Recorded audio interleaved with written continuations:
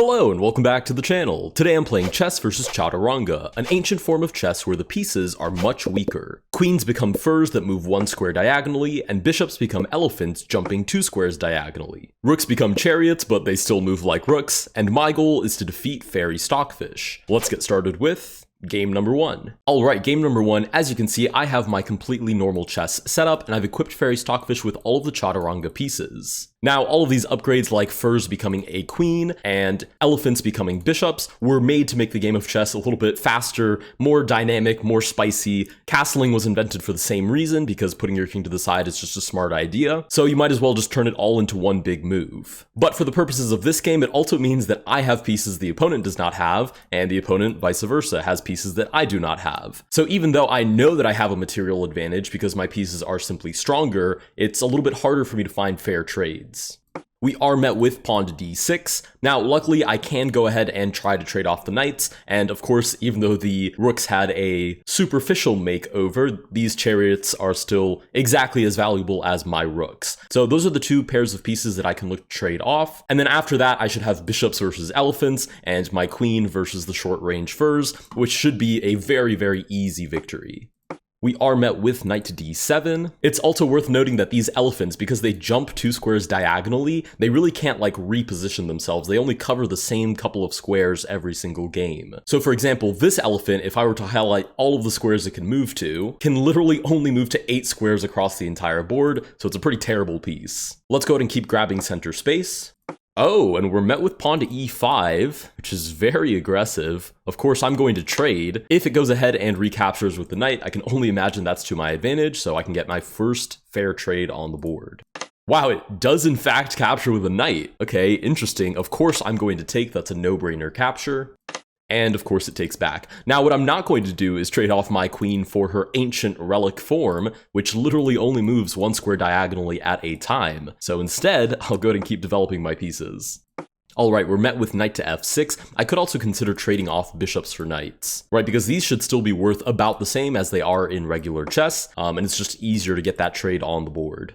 Alright, we're met with elephant to d6. Now this elephant currently hits b4 and f4. Translation, it's targeting literally nothing. So we'll keep developing our own pieces. If I can put some pressure on f6, I think that would be of interest. Actually, wait, this knight isn't even pinned, right? Because normally that would be a queen, but this isn't actually a pin, because in no universe would I trade a piece that moves any distance diagonally for a piece that only moves 1 square at a time diagonally. So on the next turn, what I should do is probably just trade this off. Alright, we're met with elephant to e6, which is in fact targeting the bishop. I could go for this trade, but this is such a horrible piece that just in principle I can't do that. So I'm going to go ahead and just move the bishop back. Alright, we get furs to e7. I'm going to go ahead and just trade off my bishop for the knight. We get pawn takes back, and I'll develop my queen to e2. I'm kind of just getting her out of the way so I can bring my rooks to the center of the board, and I'm also threatening this spicy little check targeting b7, which is not covered by this piece because this is not a knight, it is a mere elephant, still looking at b4 and f4 rather uselessly. Alright, king moves out of the way. Go ahead and comment down below why you think it moved the king out of the way and why you think I haven't been able to do this yet. Returning viewers already know the answer. New viewers, you will find yourself well aided by returning viewers. Oh goodness, I really need to tighten up. Okay, let's go ahead and move this rook to that center file. And we're met with pawn to c6.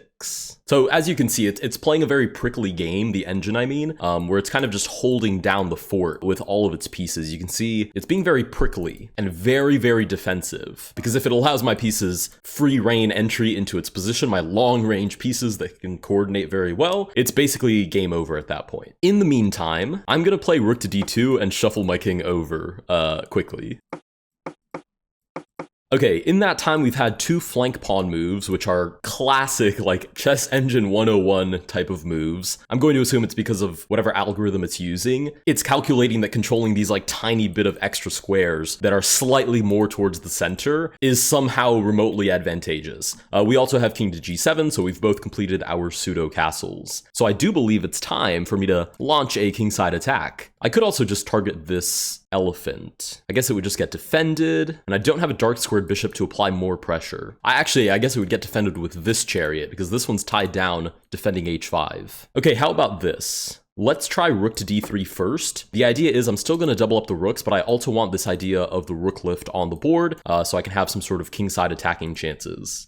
All right, whoa, okay. Stockfish is also thinking about attacking chances against my king. We get pawn to b5, this is super aggressive. We're gonna try and force it to justify that. We're gonna start by doubling up the rooks, targeting this elephant.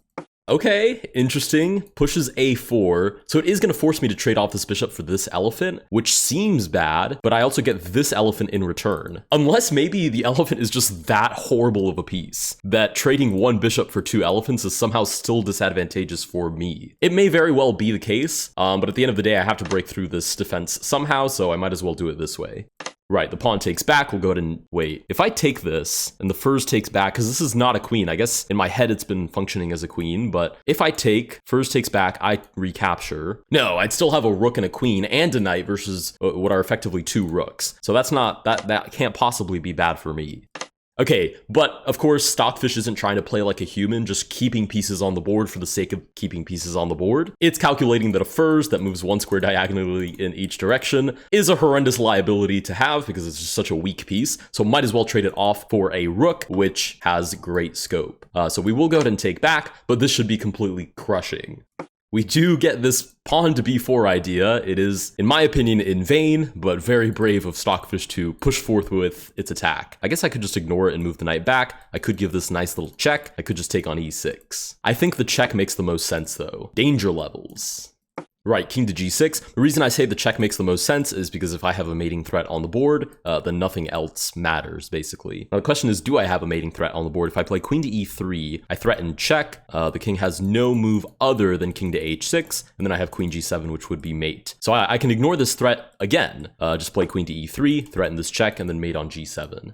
Right, rook to h7, or rather, I suppose chariot is the most accurate term. I'm trying to see if there's a way that I can, in style, finish this off, because I still have this check. King to h6. But the problem is there's no check to follow, right? Queen to e3 is the only other check, which would lead to repetition, so I guess we'll accept the trade. The king does in fact take back, we'll move our knight out of danger. And this is frankly just a matter of conversion. The king is completely safe, so there's no back rank ideas. Stockfish literally has no counterplay here, so I'm gonna go pawn hunting. If I get the chance, I'll sack the queen for the chariot, and up a knight, I should be just crushing in this position.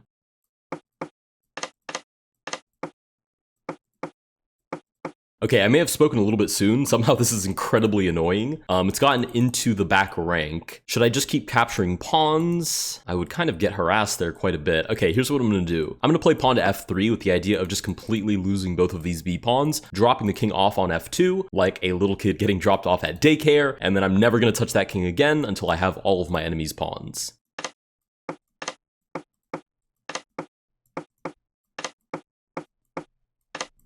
Alright, we're getting to the point where I can just sacrifice the queen for the chariot, so I will target that right away. King does in fact allow that to happen, so we will take with check. And this is just a matter of getting any one of these four pawns brute forced to the other side with the assistance of the king and my extra knight.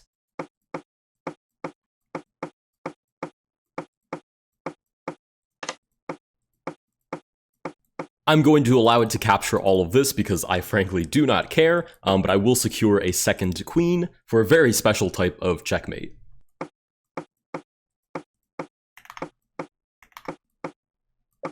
Alright, as we approach the end, we do have a very special type of checkmate invented in 4000 BCE by Ooga Booga Ladder. We do have Ladder's mate to prove, I guess what we already knew, which is that chess is in fact a stronger, more dynamic version of its ancient cousin, Chaturanga. We defeat Fairy Stockfish. If you guys did enjoy this video, please consider liking and subscribing. Let me know down below if there are any other sort of chess versus other board game that I should try. I will be sure to give it my best attempt. And who knows, maybe I'll even enable castling for one of these.